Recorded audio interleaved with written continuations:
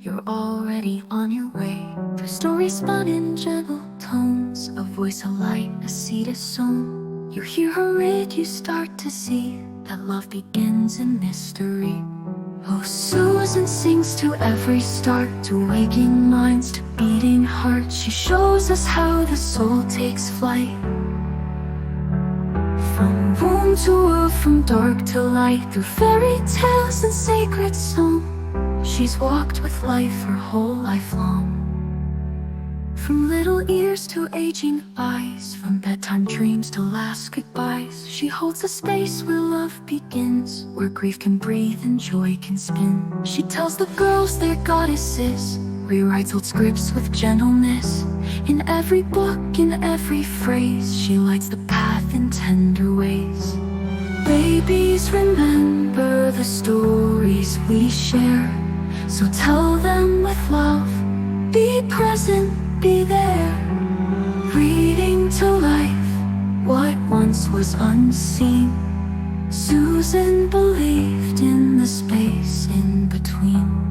Oh, Susan sings to every start, to waking minds, to beating hearts. She shows us how the soul takes flight, from womb to womb, from dark to light, through fairy tales and sacred song. She's walked with life her whole life long. From years to the voice that still echoes within, to Susan who knows where the stories begin.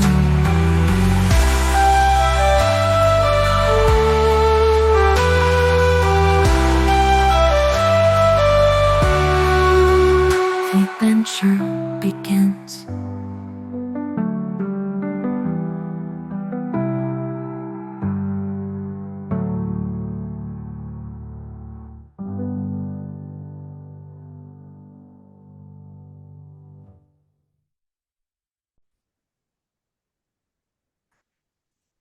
So, welcome, Susan, to this program of the days and works of significant pioneers in the field of prenatal sciences. Thank you for accepting our invitation to be among them. Thank you, Olga, for asking. Susan, I know that you were born and raised in Arizona, but can you, not in Arizona, okay. No. Now, can you start with this? Where were you conceived, born, and raised? Okay, this is a big story. I was conceived in Florida. It was 1942. Let's see, my parents married in 42, and in 43, my father was in a training facility in Florida. My mother took the train from California, Southern California, to Florida, specifically to conceive me. So I was conceived on February 12th in 1943. My mother returned to California, and I was born there. By that time, my dad was back in California. Because it was the war years, and my dad had been in OCS, Officers Candidate School, she thought maybe he would be sent to the war. And like many women of her age and situation, she thought she'd better have a child because he might never return. And so there was this stress in the minds of women during those years that they wanted to have their husband's child, and that was me. So mother really wanted me. I think my father was a little ambivalent about it all, but he cooperated. And I was born in November of 1943 in Riverside, California. Okay, right. Let's go a little bit to the context. You started speaking about the background, the historical background of the time around your conception birth, and it was the Second World War. And could you speak a little bit more about what the situation was like? I mean, um, in terms of values, in terms of needs at the time, all these cultural things of 1942 California. Yes, my sense is that the whole country was upset. The United States had entered the war. Many of our young men were being sent overseas, and women um, were concerned about their husbands, whether they would be sent to war, whether they would die, whether they would be able to have children by that man. There were a lot of, I think, rather quick marriages and situations. Like my mother was totally intent upon traveling all the way across the country to be able to become pregnant with me. So she did that. And as I say, my father, I think, was a little overwhelmed. I will tell you, there's some very personal things in this. My mother was menstruating during this period. And it's so odd that she was even able to conceive. But she was very nervous. She was upset. She was tense. And as a result, her biological cycle kicked in. They went ahead anyway, and I apparently really wanted to be here because the egg was fertilized, and here I am. Yeah, yeah. What is the name of the mother? Betty, Becky. Betty, Betty, Betty. Betty, all right. So, what kind of person was Betty? As you remember her at that time when you were born and growing up as a child, and then later on? Throughout the pregnancy and throughout my mother's entire life, she was very nervous. She had Oh, a lot of um, what my dad called nervous energy. mm, She was, in the best of all possible worlds, she was very, very creative. My mother could hook rugs, braid rugs, crochet, knit, sew, and every product would come out looking like it had been machine made. It was so perfect. She was very, very creative. She was not an intellectual. My father was. My mother was right brain. My dad was left brain. In fact, Dad viewed himself as my mother and my protector. mm, I had no siblings. There were never any other children, and we moved around a lot. My father was in the Air Force, and for example, between the ages of 8 and 10, I changed schools 10 times. We mm, moved from California to New Mexico to Maine and different towns until we finally got settled on the base, Loring Air Force Base, which is now closed. So I was always treated sort of like a small adult who was expected to adapt to all these situations. And it created sort of a fierce independence in me, so that by the time I was a teenager, I I rebelled. And that's what got me into pre and perinatal psychology, is that story. right. But before we go to your rebellion moments, yeah, Okay. um, let's say a little bit more about Betty and her creative nature and whatever other virtues or qualities she brought to the environment. Do you remember as her most important value in life? I would say my mother was determined to be happy, and she would always engage in creative activities, either individually or in groups. She started the first Girl Scout troop at Loring Air Force Base. When we arrived there, I was about 8 years old.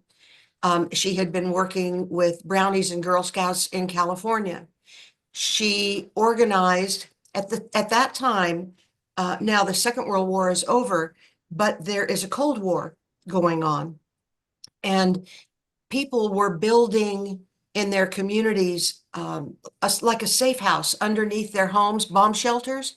Yeah. And my mother organized a whole practice evacuation from Loring Air Force Base out into the wilds of Maine's forest. We lived in Aroostook County, Maine, which is just below Canada. And everybody on the base, the military base, evacuated, went to what they considered to be a safe place in the event that the airbase was bombed. So there was a lot of tension through these years. Recognize I'm over 8 decades old already. Yeah. So this was the temperament, but my mother was always easy to get along with, a friend to many people, loved to socialize.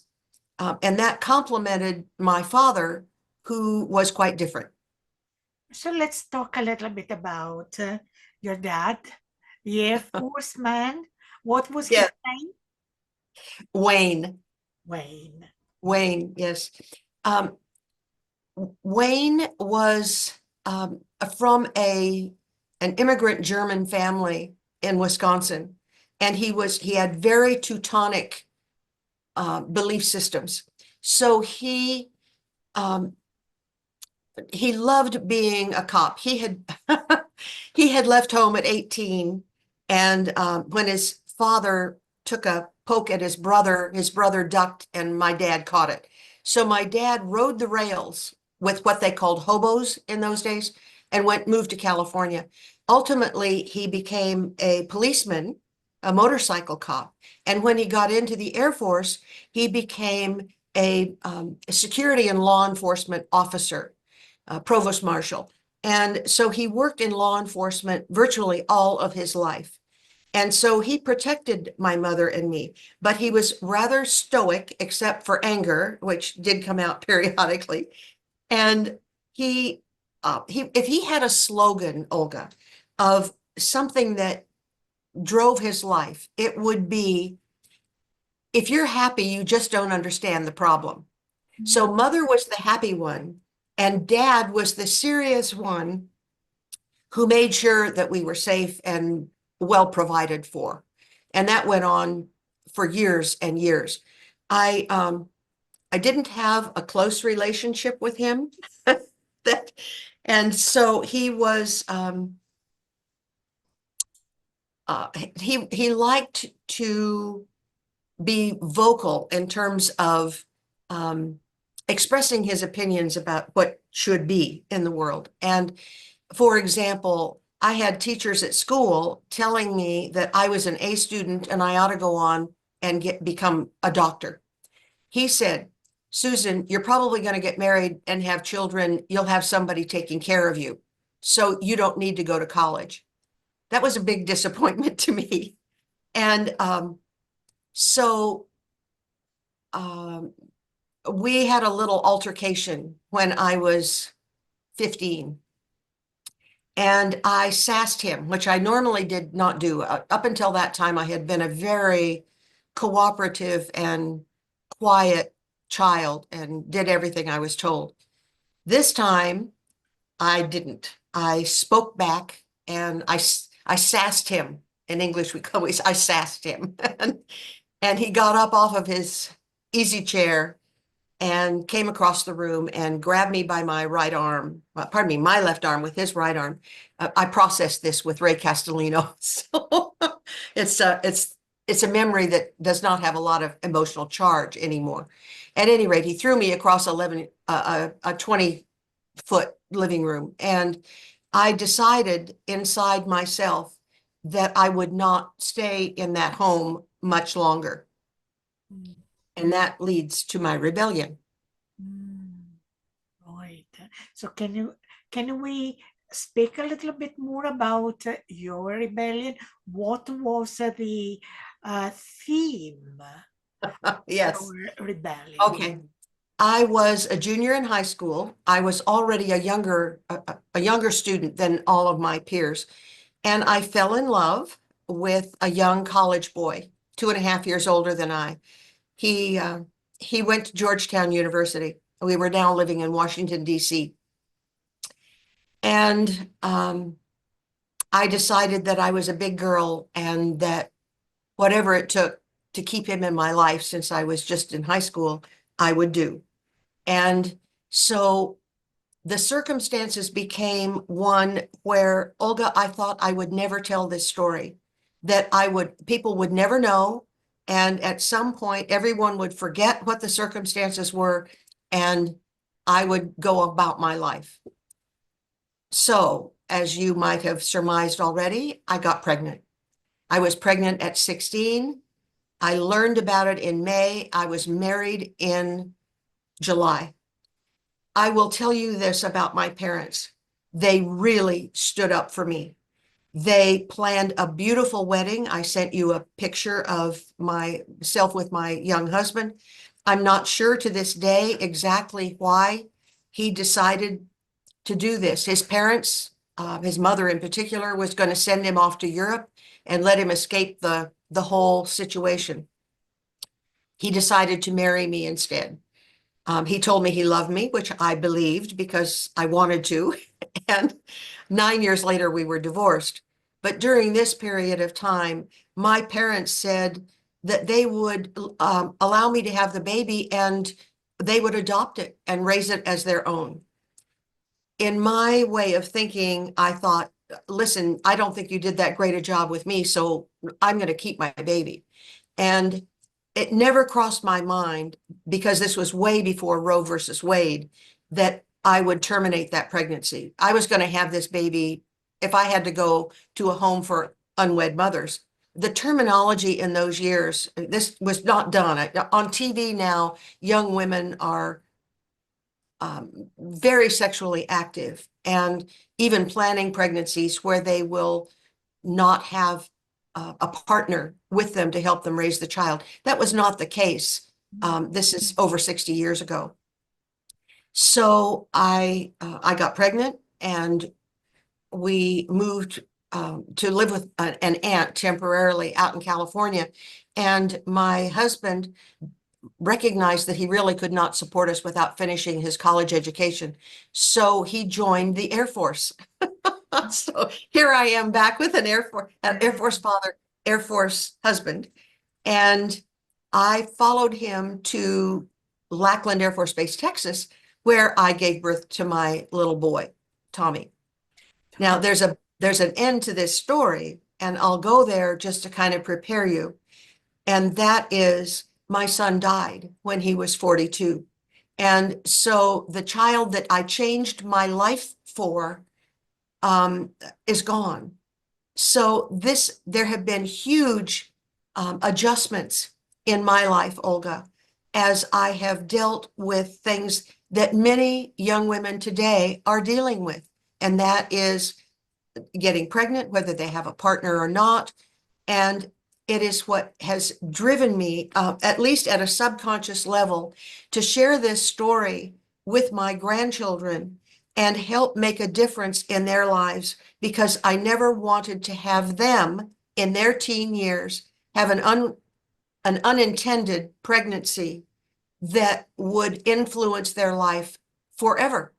You don't divorce your children one way or another, they're an influence.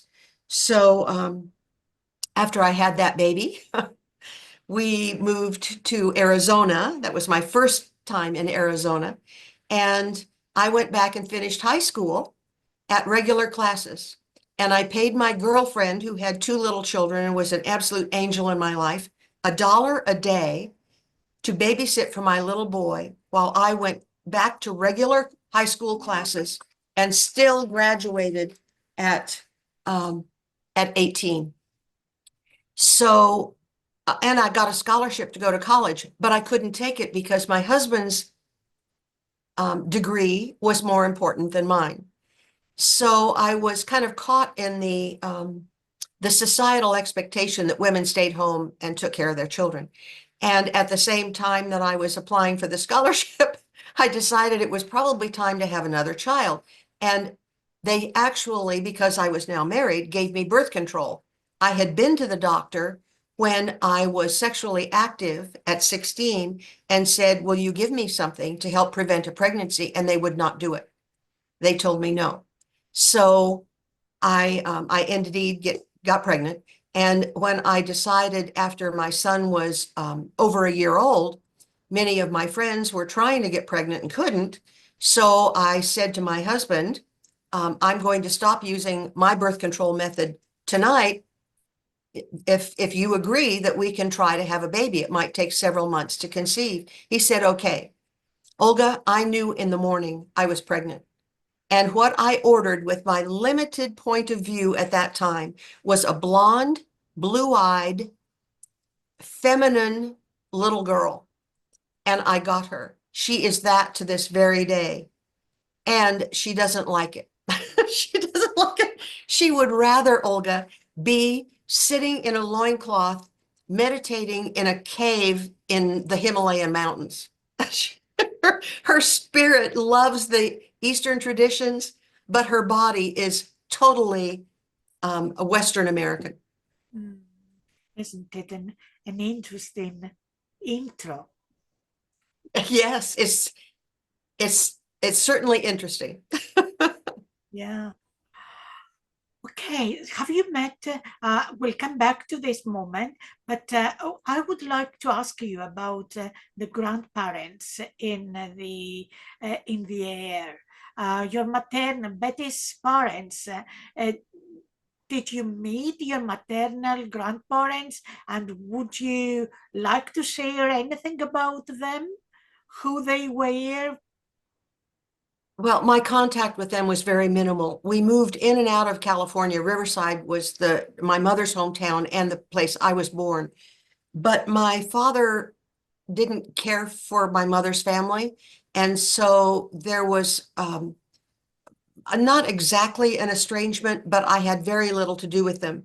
My dad's mother had died when he was a year old, and his father died of peritonitis from an appendicitis attack when my dad was about 18. So I never met them.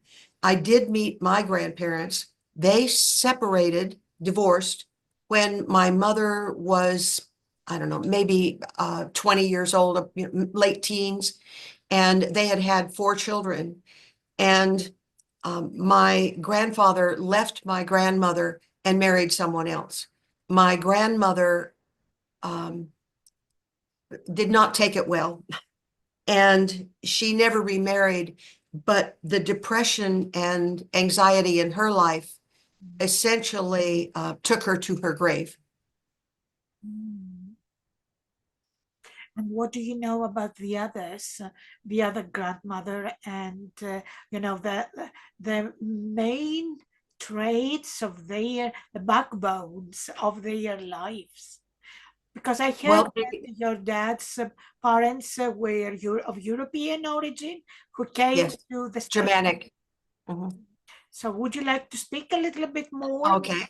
My dad came from a father who he somewhat modeled after. When his mother died, his father, Herbert, married someone else. It took several years.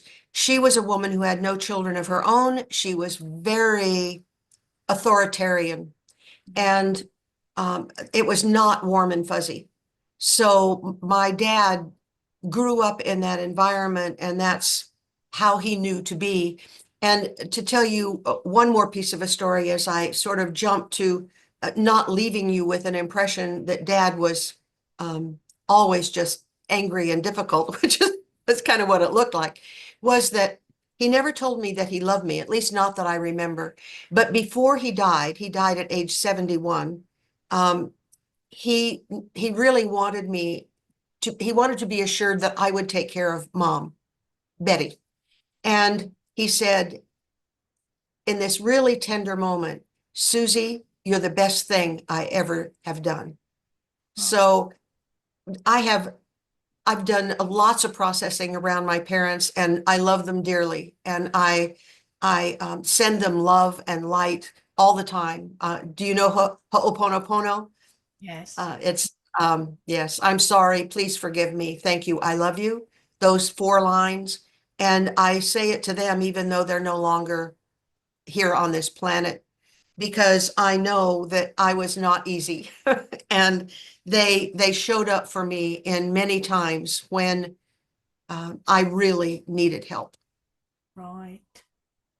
However, can you recognize in what ways all these traits, the creativity and also the advocacy that your mother did in favor of the other people at the time of war, organizing what she organized and having this pioneer service spirit and also this happiness or pursuit of happiness and the whatever safety or security or protection feelings that you recognize in your dad.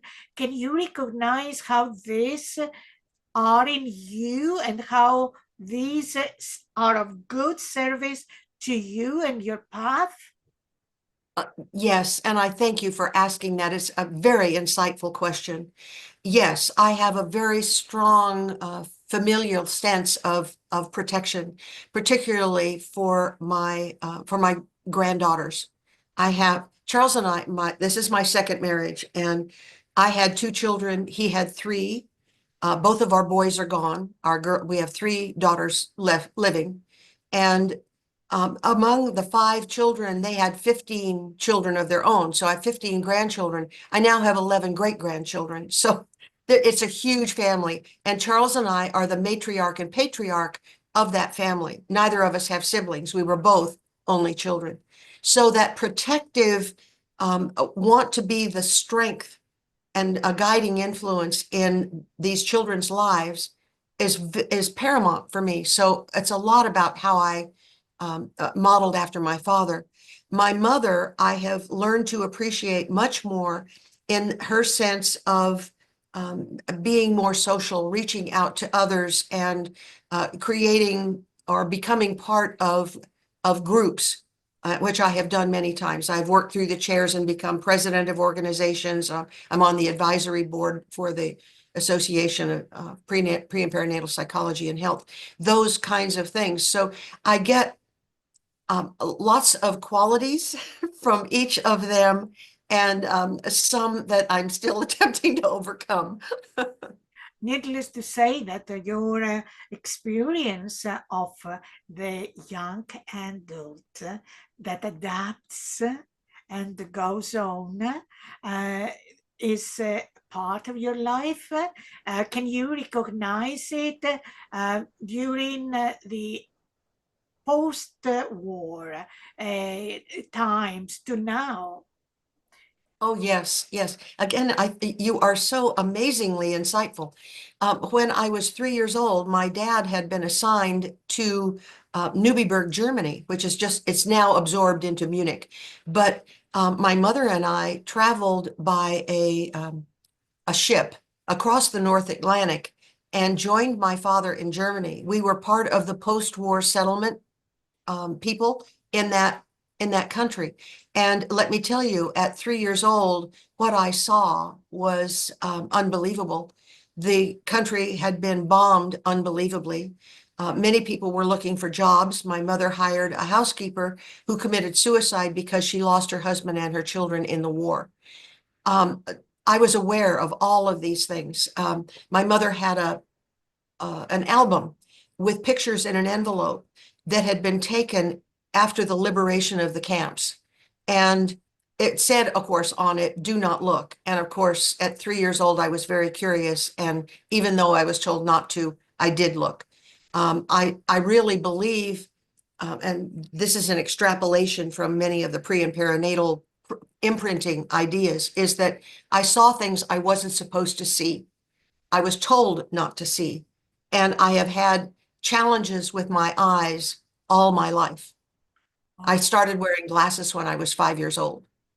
Yeah, so these things that we learn that impress upon us, within us, work in our conscious and subconscious minds for our lifetimes. And the pre and perinatal program, of course, and getting involved in that, which is another awesome story is that we can make changes. We have the ability to make changes, to essentially keep those qualities that we know are working on for our benefit and change those that are not. Mm. So the pain, the emotional pain, perhaps at age 3, looking at the images, um, was stamped in the eyes.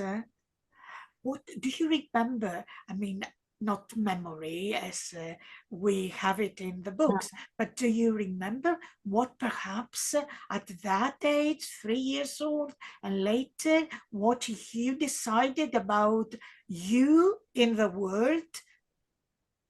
Yes. In that particular instance, I believe I created an affirmation for myself. You know, we always, as Bruce Lipton says, you know, the lyrics are installed in us and the words are added later. So I believe I took on a mandate of, or an admonition that I should not see. And that it was not safe in the world for me to see the world as it was. So yeah, that's one of the programs that I work with. I've done some work on it. There are other things. There are happy memories from that time. Some other German children who would play with me, bring me flowers from they picked in the fields. I went to a farmer's place, slid down haystacks and rode the cow. And I mean, my mother was apoplectic about all this. She was a nervous person, but I was very adventurous, and I would check these things out. I also see kind of a paradox, Susan, and correct me if I am wrong.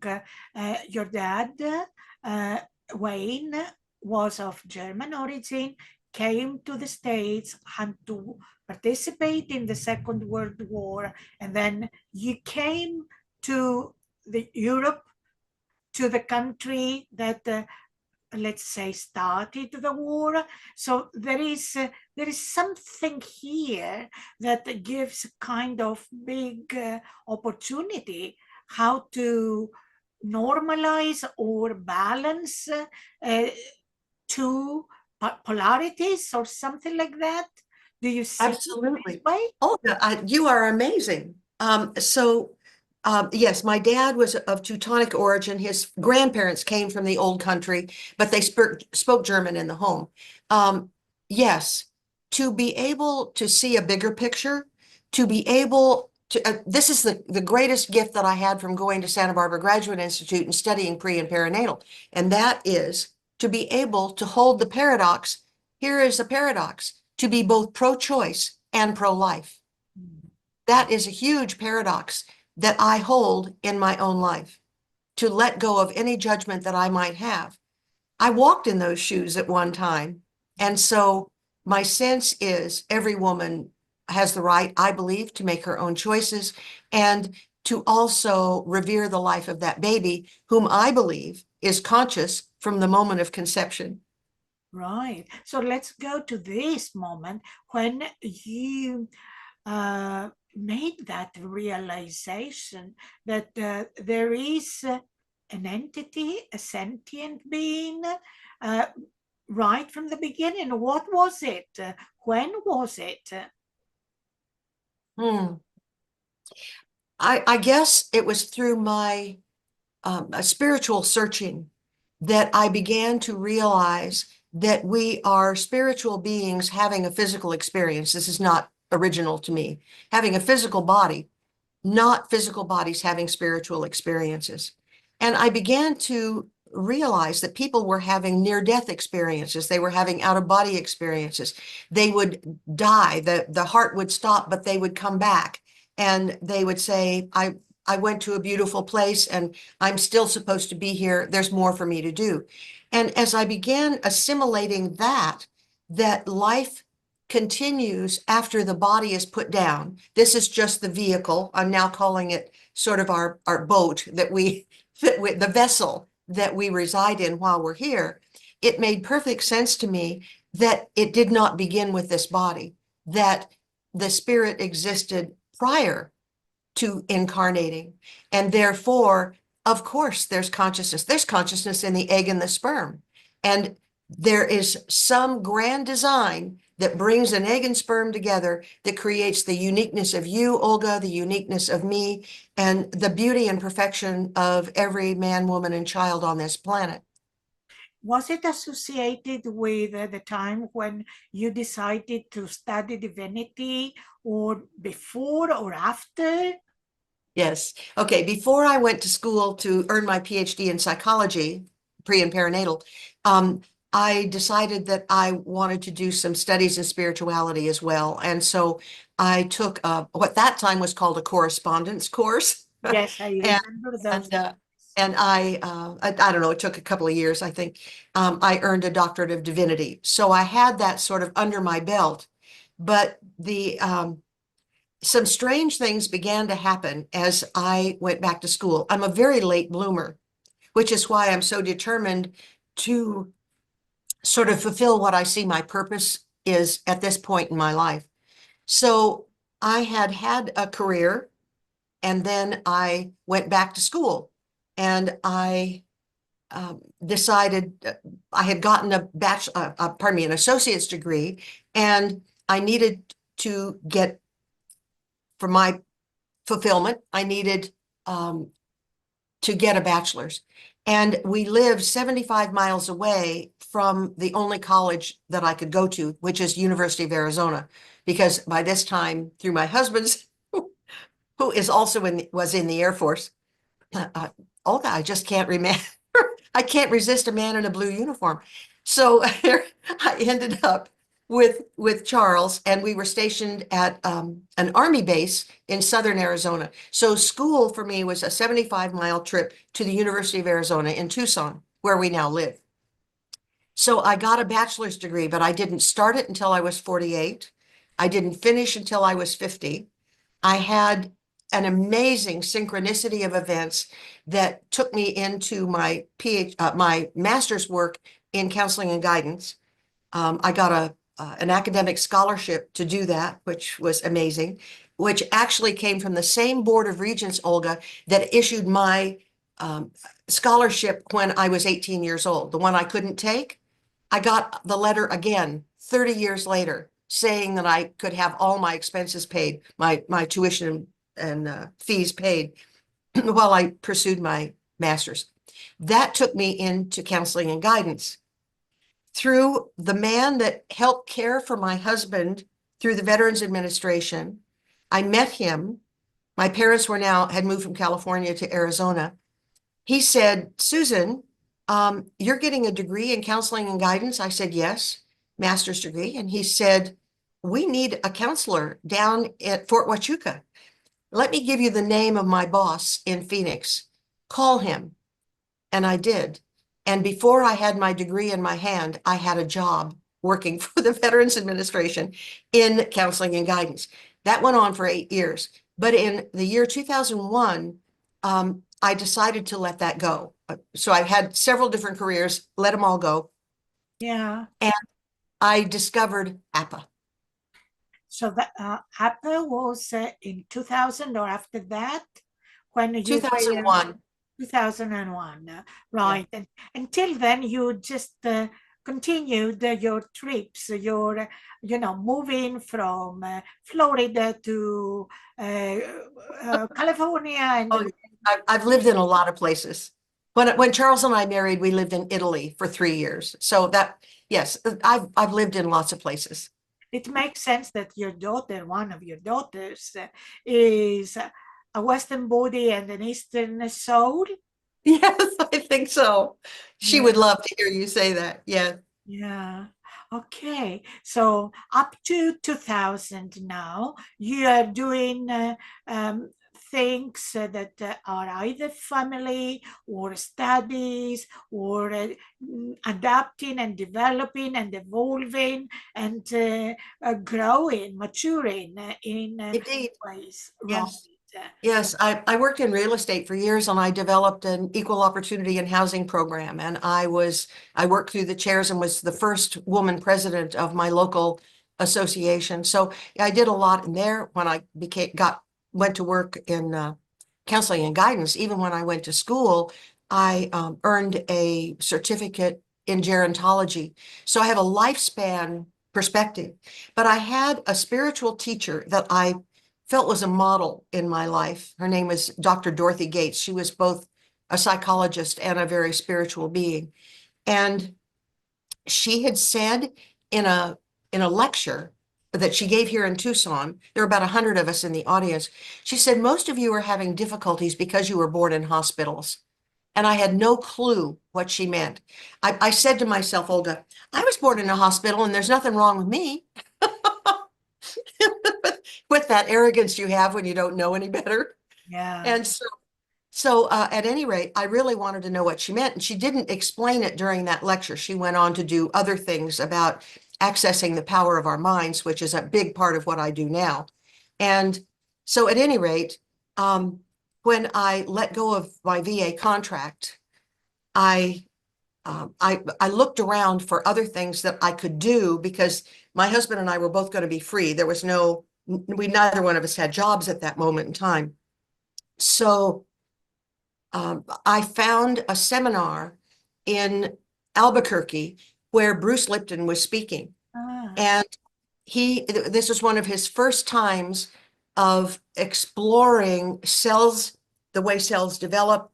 And at that time, he was on the board of directors of the APA organization. And so after 2 days of hearing him in standing room only crowds, people loved him. I went up to him all excited and said, APA, I'm just learning about APA. Are you going to be at their Congress in December? And he said, oh, yes. And let me circle around to this story again in a minute.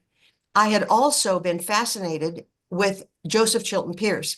Dr. Dorothy Gates had said, read Evolution's End, which I did. And I was teaching some classes in using your mind, using beta and alpha, so that I was able to find that Joseph was going to be speaking at the APA Congress in December. I had made reservations for it. And when I asked Bruce about it, he said, oh, yes, I'm going to be speaking. I'm speaking on the same podium with Joseph Chilton Pierce.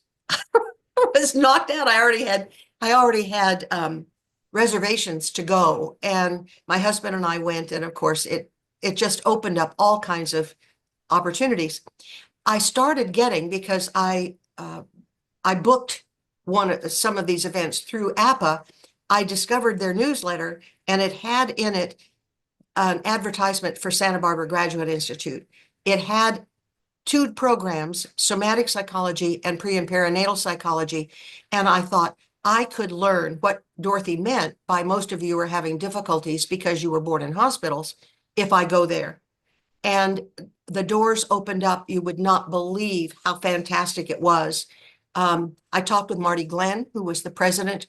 She countered every argument I had for not going to school right away. I put all my paperwork together in 4 days. I said, I can't come to California for the interview. I'm going to be in Florida visiting friends. And she said, they have phones in Florida. So on September 10th of 2001, I was in Florida interviewing with Marty, and it was a done deal. I was accepted. But the towers came down the next day. And so we couldn't get home. They closed the Miami airport. We kept the rental car. We drove 3 days home. Nobody talked about anything. The country was amazingly silent. And so we came all the way across country. I told people that I was going to be flying out to California in October to start classes. They said, are you crazy? You know, it's not safe to fly. I said, I'm going. And I did. And that started 3 years of commuting to California once a month to get my PhD, and then 2 years of dissertation work so that I could actually graduate, which I did in 2006. Right. So another conception was again in Florida. Indeed. Right? Yes. How brilliant of you to notice that. Wow. I hadn't made that connection. Yeah, there is a lot of good material here. Before we go back to your life, in the meantime, you are about 40 something. maybe, right? When I went back to get my bachelor's degree, I was 48. Mhm. So you are already the first 50 years of your life.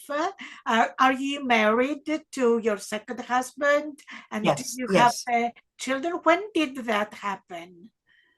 I was 25 when I married Charles. He was 35. Uh-huh. So now I'm turning 82 this year. He will be turning 92 in July. Oh, So we are creating a new model of what it looks like to have a relationship at this stage in our lives. But I married him at 25, and it has been an amazing adventure. I I said the only thing I'll promise you, Charles, is you won't be bored. Yes. He said, Susan, my knuckles are white from hanging on. so Life has been what is the best thing of Charles? the best things that I can think about. Oh, he's an incredible support to me. He is a rock. He is my techie. He's left-handed, but he's right-brained, and that uh, I guess paradox. And he is an electrical engineer, and he understands communications. I say to him, Charles, how do you get my computer to work? He will come in when everything is all fritzed, and it's like he pets it like an animal, like it's animate, and he'll talk to it, and I'll say, you fixed it. How did you do that? He said, I don't know. I don't know. It just responds. It's it's amazing. He helps me virtually every day, and it gets better. It's hard to teach an old dog new tricks, but he is a willing learner, and we are growing more and more together, which is excellent because we have had some really awful trials in our lives, and I wouldn't ask anybody to go through the kinds of things that we have gone through, and we have endured. We have endured. Do you include the loss of your sons in this? Oh, yes. Oh, yes. I had just started. I started SBGI in 2001. My son died in 2003. So it was during the time that I was going to school that that happened. Yeah. Yeah, not one of my favorite times. And my son left three gorgeous granddaughters, all in their 30s now. One is married, one has got a date set. The other one not married, but she and I Zoom periodically. We're both reading the same book. And then my daughter's daughters are both married. Right. Was it an accident or a disease? What Um, was it an accident? oh, that's jeepers. My son was a world-renowned chemist. He was included in an article in Time magazine, and he experimented with inventing his own drugs, and he took one. And it was a very powerful, addictive substance. And they figured it out, and they put him into rehab, and it was perilous at that time. He lived about another 5 months on the protocol that the doctors had to help detox someone and help their bodies stabilize. But the sleeping pill that he was taking was not working well. And he called a friend, and he called his wife, and they made arrangements to go to lunch the next day and so on. But he said, I'm really tired. I'm going to take this sleeping pill. He had told me privately before that it caused his heart to race about 3 times faster than normal. He took that pill and he collapsed and died on the floor of his own bedroom. He was found by his 10-year-old daughter, the youngest girl. So this is not a happy story in terms of what was going on at that moment. There's been a huge amount of resolution to all of it. I know that it was his time to go. I will tell you it from my spiritual perspective that we took a car. My mother had given my son her old Cadillac, and he was driving it and loved the car. We flew up to Utah where my son and his family were living, and I said my farewells to him. And on the way home, we were driving that car back so that my son-in-law here could sell the car and we could give the money to the girls. And I laid back on the seat, the passenger side of the car, and I know how to access my alpha level of mind. People call it taking a power nap. I said, I'm just so out of it. And I was pretty hysterical. I just laid back and I was gone and I left my body. It is the one time I can remember not being in my body, being fully in my spirit. And I went to some place in the sky and I was sitting on a set of bleachers and my son came. It had only been about 3 days since he had died. And I had been begging God to tell me that my son was okay. And he sat beside me and he said, Mom, everyone loves me here. He said, there is nothing but love here. And then he was gone. But it really helped me resolve the difficulty. It was 6 months before I could talk about him without crying, but I got through it a lot easier because I really believe that he is in a happier place, doing what it is that his spirit needs to have him do now. So that worked out all right. But it was a tough time for us. And then later, a number of years later, my husband's son was killed in a motorcycle accident. So yeah, we've been through some trials and tribulations. Yeah. What challenges? What challenges? Anyway, and you had two daughters with with Charles. Are they No, in? no, Charles and I don't have any children together. I had two by my previous marriage. He Oh, had three by one of his previous marriages. I'm number three. I'm the charm. okay, good. Three All times the charm. I'm the charm. right. Good, good. So you had Tommy and you had Christy. Christy. Mhm. And what is the other girl? Lady now? The my husband's two daughters are Gail, actually Susan Gale, who was born within 2 days of my birthday, 11 years and 2 days. Amazing. Her birthday's November 17th, mine's the 19th. And the other girl is about 3 years younger than she, and she is her name is Patricia. And we're all still in we all still have amicable relationships. Good, good, good. Are the girls in the same, you know, path with you? I mean, in psychology and divinity and No. those things? No. Okay, No, no. Of the Patricia is a born again Christian. My daughter is very Eastern. Probably the other two don't claim to have a religious philosophy. Um, but we have ways that we communicate that are totally in sync with one another. good. Flexibility and adaptation and synthesizing and all being together. Right. Excellent. So let's go back to 2001, and you have started working with Bruce Lipton and P.S. and Martin Glenn. What do you remember from Bruce Lipton, the order that you mentioned them? What was the main message that you remember from Bruce Lipton those days? Oh my, I was in heaven going to Santa Barbara Graduate Institute. It was an amazing time in my life. I did write about it. This whole story is in The Renaissance of Birth, the first book that I wrote. But meeting Bruce was inspirational. And he was talking about how we get programmed and what we could. He began to mention his audience wanted more, but he began to mention that we can change our programming.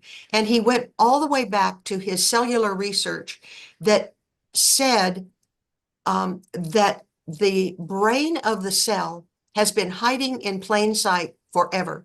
It's the membrane. It's a pun that it's in the membrane. And when I have taught this, I've been guest lecturer at psychology classes in community college, for example. I will ask an audience of people who are 18 to 58 years old, huge span, where is the brain of the cell? And they will tell me in the nucleus. And I will say, I learned from Bruce Lipton no, that's not true. That's the reproductive area of the cell. The DNA is there, but you can excise it. You can take it out, throw it away. You perform a hysterectomy on this poor little cell. And if you keep it in a nutritional environment in a petri dish, it will live for a long time. And that Bruce's experiments were about the epigenetics, the environment affecting the actual genes in the cell. And so his learning has been, I've been back to see him a number of times besides SBGI, and he's phenomenal, phenomenal, and willing to step out in a field that's very hidebound. I mean, they don't want to believe that the brain of the cell is not in the nucleus. And so I asked a young man, an 18-year-old who's in college that actually works for me sometimes. I asked him the other day, "Where's the brain of the cell?" And he's, because we were talking about this kind of stuff, and he said, "In the nucleus."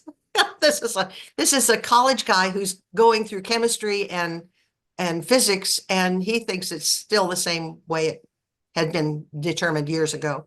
But Bruce is an amazing motivational speaker, and gives us these insights into our ability to change literally at the cellular level. Right. And then almost the same podium that you listened to on that first conference that you attended with Apple. P.S. What do you remember as his most significant message from him? Oh, Joseph Chilton Pierce was just an amazing man. And he followed his own path. He raised a bunch of children without television. He never let them be exposed to social media the way that our kids are today. His book, Evolution's End, was a big turning point for me as well, because he talks about brain development in a way. He used a lot of McLean's ideas about the triune brain, so that you have a base level, which is the action brain stem cell. Then the brain stem, and then the middle brain is the limbic brain, the emotional brain, and then the neocortex over that. But he also believed that with our exploration of the prefrontal cortex, there was almost like a fourth brain. And so he began talking about those things. And he talked about, from the perspective of Piaget, which is a very ancient philosophy at this point, that we have certain tasks that we need to learn during these periods of brain development. And so he spoke about becoming worthy, belonging, and developing competence. Worthiness we should learn from the beginning. So mothers need to be bonding with the babies and not being afraid that they're going to lose the baby, which is a story that many women tell, but that they're bonding with the baby. And probably my bottom line, and I'll go to this again, Olga, will be read to the baby. Read to that baby in the womb. This is developing a sense of belonging, that the baby feels safe and is bonded because mother has fallen in love, and others in the sphere of influence, the father, the partner, the siblings, are all falling in love with the baby as well. This teaches the baby that they're lovable, therefore the baby can love him or herself. When the child is old enough to go to school, they need to fit in, and they begin to have peer experiences where they are attempting to adapt. I went through a lot of this because I changed schools so many times. And, one place they'd be doing long division and the other place they'd be doing multiplication. And I had to learn to adapt. In fact, I still try to do things with no preparation because I had to when I was a child. So they learn to belong. By the time they're in puberty, and now the hormones are really flowing, the kids need to develop a sense of competence. And this will help them become, to identify what it is that they're to do in life or want to do in life.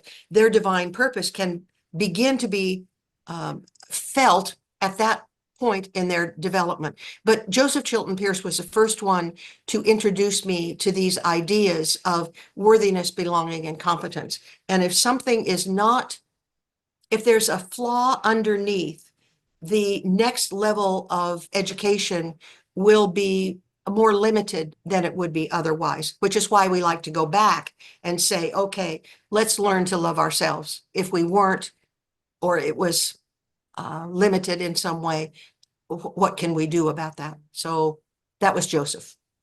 And Marty? Oh, Marty. Oh my God. This woman is a phenomenon. I loved her energy, her courageousness, her dedication to training people in a world where there was no training for us to become birth workers.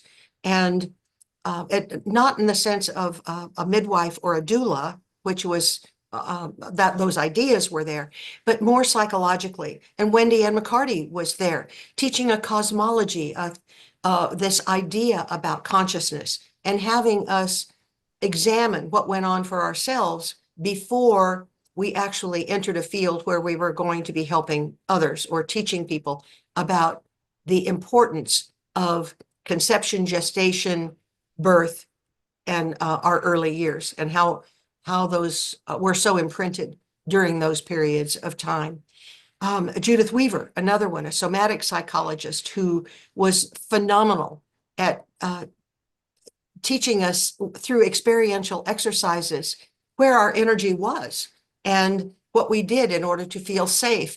So we were experiencing and getting more information. Ray Castellino was very influential. You know, he was the one who helped me process the fact that Dad had gotten a little out of line, I think, with me when I was 15 years old. But it was all he knew to do at that point in time. He really saw me as a young woman. Oh, by the way, he had been in Japan for a year and a half while I was growing up. When he left, I was a little girl. I was about 13. I went through puberty while he was away. When he came back, I was a young woman. I had developed my physical look, and my system behaved as a woman's would. And he was in shock. He absolutely did not know what to do with me at that stage in my life. But Ray Castellino had some ideas and was very influential in helping me sort through some of that. Great. So you finished the SBGI, I and did. then 2 decades between that time when you finished the SBGI and now, what did you do? Oh my. I became very involved in planning Congress, an APA convention, which was planned for Asilomar, California. So Judith and I did that long distance. That was a phenomenon to see all the people who came to present and all the people who attended as well. I began writing, and by 2014 published my first book. I have done that. I've published now, let's see, I think I'm publishing my 9th book this year, and 10 and 11 are already in the hopper. A lot of information is coming. What I learned when I was going to school was that babies in the womb remember what they heard. They remember their mother's voice, for example. They will even recognize daddy's voice in the hospital or whatever the birth venue is. They'll remember right away. They remember stories. This is the cat in the hat studies that were done in the 80s. And I began to put together what I was learning and what I wanted to do with the results of that research. And so most of what I have been doing now is define myself as an author because I write a lot. And I also give presentations. I do very involved slideshows with lots of pictures. I'm preparing a series right now for a group in Japan. Akira Ikizawa. Pardon me. Yes, for a group of people there, doctors, nurses, teachers, and so on, who want to know more about what they asked me to talk about is about reading to babies in the womb and why it works. So I've given them, I finished a session on consciousness. The next one is the research on reading. And let me take you to the bottom line. Reading for ourselves and to our babies, both unborn and born, is a panacea. It is the answer to a prayer. It is something everyone could do inexpensively with materials they probably already have at home. But the books that I have written deal with a metaphor. The first book is about conception. The second is about the beating of the heart, because it starts to beat in 3 weeks, making sense, the development of the senses, and then birth. And so there's been an evolution over the years that I have written them. About every year or two, I would write one of these stories. Now, they're beautifully illustrated, and therefore they're fun for children to pick up once they're born. If they've heard them in utero, then they have an affinity for them. My big success story is that my granddaughter's child, my great-grandson who lives here in Tucson, had his mommy read these stories to him, and he would go to the bookshelf after he was a toddler and say, I want grandma's book, pull it off the shelf, because there's a connection there that they're making on a deeply subconscious level, sometimes just from the pictures. So the reading enhances the bonding, which is extremely important. And it helps influence the choices that the mother will make around giving birth. It enhances the teamwork, the sharing that the mother and baby will do to help facilitate an easier birth. It calms the mother. It has been shown to help preclude postnatal depression. So reading is my thing, is writing books that women and their partners and loved ones, grandmothers, can read to babies while they're pregnant, while the mommy is pregnant, and then also after the birth. And then I have gone on to do things that are more about parenting and even an end of life piece, because during COVID, I lost a number of friends, not to the COVID, but to other things because of their age and physical condition. A number of my dear friends left. And so I took an old poem that was written in the 1800s that talks about us being a sailboat, which is why that image lives in my mind. And I created a story about a person departing on a sailboat. Actually, the sailboat is departing, and the friends are wishing it a fond farewell. And as they get out to sea, they are drawn to another shore, and there are voices there chanting and singing to them, "Here she comes."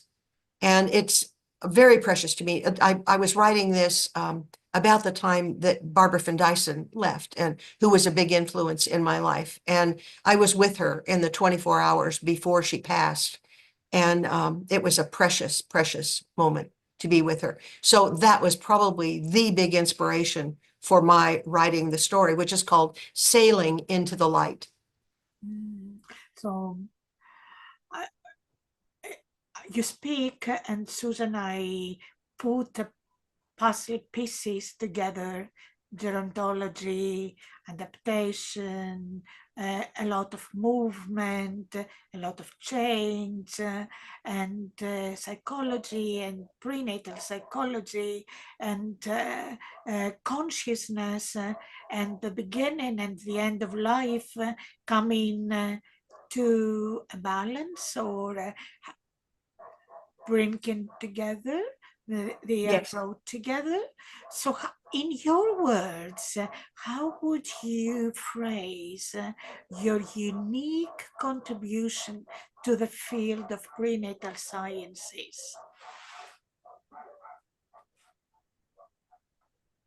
I think I have distilled from the studies and the magnificent shoulders that I stand on, some ideas that we can implement now, because most of us, me included, would like to change the paradigm in childbirth. We would like it not to be a medical event. We would like mothers to be not intervened with so that they are succumbing to drugs and or surgery. That the physiological natural birth is more the order of the day, and that children in particular feel safe and feel loved, feel wanted, because an unintended pregnancy is often, I don't want a child now, or I never want a child. And those thoughts and feelings are impressed upon the mother during the course of the pregnancy, meaning they affect the unborn child. Taking all of this information and amalgamating it into even in small individual books that deal with some of these events that people can read at home now. So if you bought every book I have, which is probably a couple $100, you're still not spending the kind of money that you would to pay for a hospital birth or to pay for the therapy that we need to get over ourselves. So I'm very much about prevention, and I'm of any difficulties, and promoting the divine plan and the highest and best that all individuals on this planet can experience. And I'll do everything, as long as I'm walking here, I will do everything I can to promote those ideas in ways that are affordable and easy for families to experience. Thank you for doing that.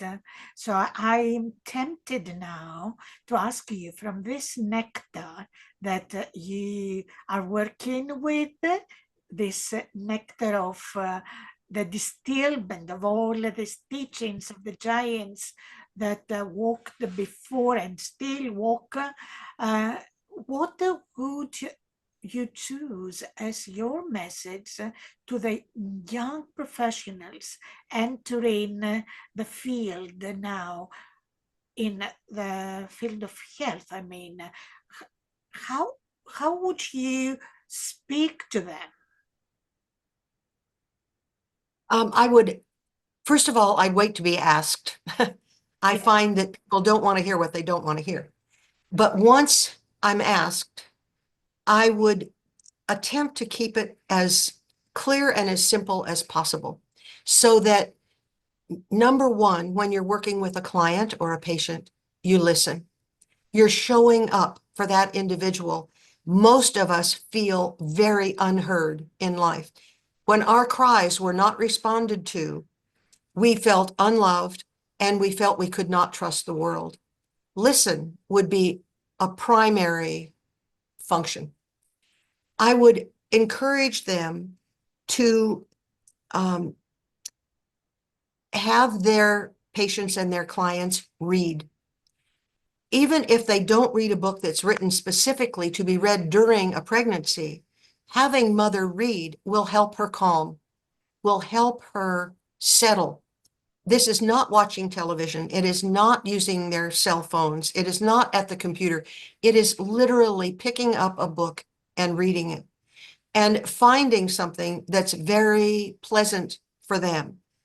We're not talking about a Tom Clancy novel. We're not talking about something that's disturbing. We're talking about, it could be poetry. It could be a fairy tale, although I'm very cautious about fairy tales because some of the Grimm's fairy tales have potent messages and messages that can be very misinterpreted, particularly Cinderella stories, which essentially looks like the heroine of the story, Snow White, Sleeping Beauty, like they are simply searching and waiting to be awakened by a man, a prince. Those stories are metaphors for what's going on within us, the balance of the masculine and feminine within each of us, the right and left brain, the heart and the head, the intuitive mind with the more analytical mind. Those are what the stories really mean. And when you're open and not terribly educated, sometimes that gets in there and gets settled.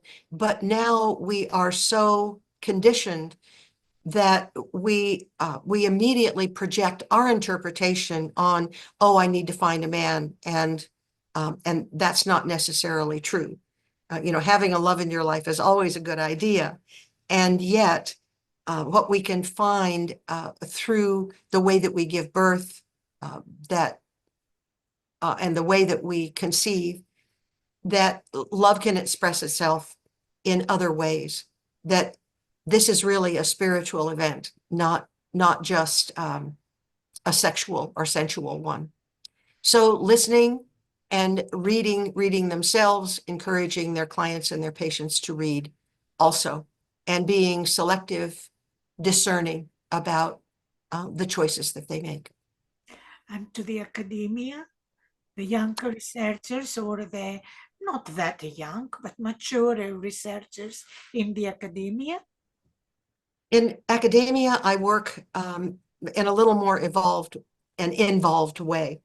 So I put together slideshows like I'm doing for the people, pardon me, in Japan right now. And so there are levels of information. And when I go to a new audience, I had an audience of over 100 people in Phoenix a few years ago, and they didn't know anything about what I was talking about. So what I wanted to do was use information that they could relate to. For example, current movies, and I can show clips from the movies if they're on YouTube, or I can show the cover of a CD or a DVD, for example. And so there was one with one of my favorite actresses, and it was called Knocked Up. Knocked up is an American expression for getting pregnant when you don't want to get pregnant. And the story is about a young woman who goes into a bar, gets drunk, goes home with a guy who's a pot smoker, and they conceive a child. So she goes to him later, and the story is about turning this young man into a responsible parent, husband and parent. It's a fantasy.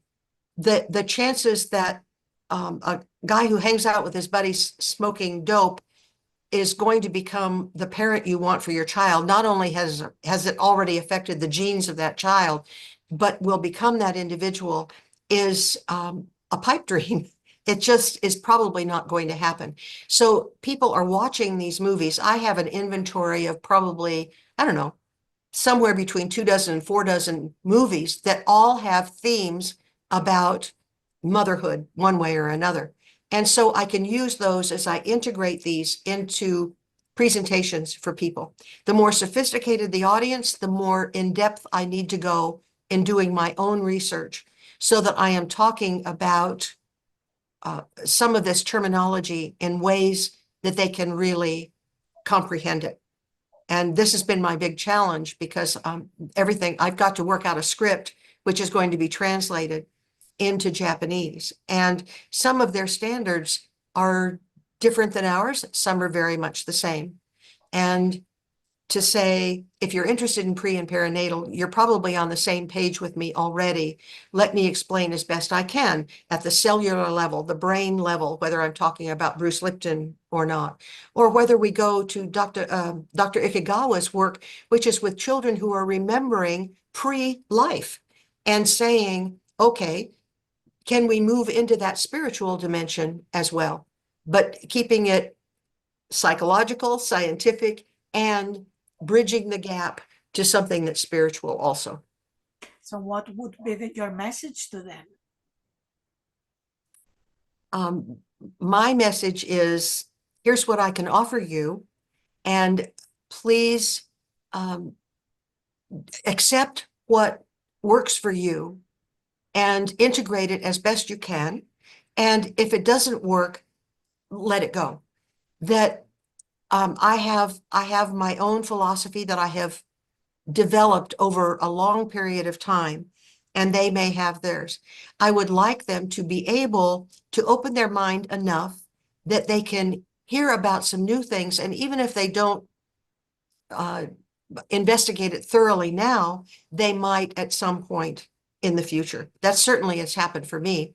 You know, that Dr. Gates talked in 1995. I went to school in 2001. It took me 6 years to find a venue where I could even find the answer to her question. Right. And let's go to the politicians or policymakers. What would your message be to them? Policymakers, wow. Honey, I would pray, honest to God. I feel like I need to go to their higher presence, their I am presence, their the best within them, and to in my prayer and meditation, ask that they begin to awaken to the fact that our policies are not working. And this goes way beyond um, our birth policies in the medical profession. Every institution we have needs change, but it doesn't need to be a sledgehammer. It can be something that's much more gentle. And that's how I have arrived at writing for me. It is a gentle way of saying it's safe to bond with your baby. Not only safe, it's calming for you, mommy, and it helps baby feel loved. You give your child the best start at that, doing that. And so policymakers today come to their positions of responsibility with the conditioning they got. And therefore, and most of us are change averse. Our egos don't want to change, our ego being our personality that's lodged in our brain, that is the imprint that we already have. It's the biocomputer. The programming is the software. That's why we can change it.